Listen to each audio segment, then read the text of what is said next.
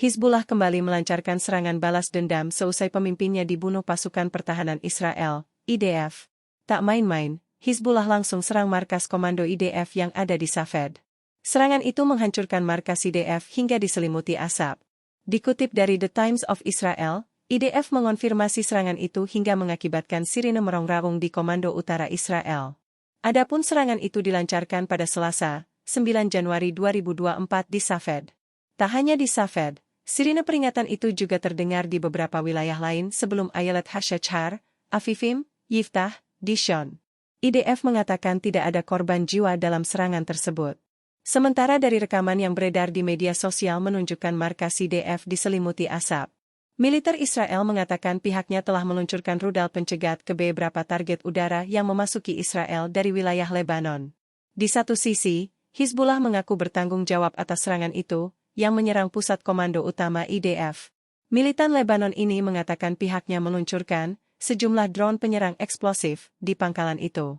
Serangan itu sebagai tanggapan atas dugaan pembunuhan Israel terhadap komando senior Hizbullah Wissam Al-Tawil pada Senin, 8 Januari 2024.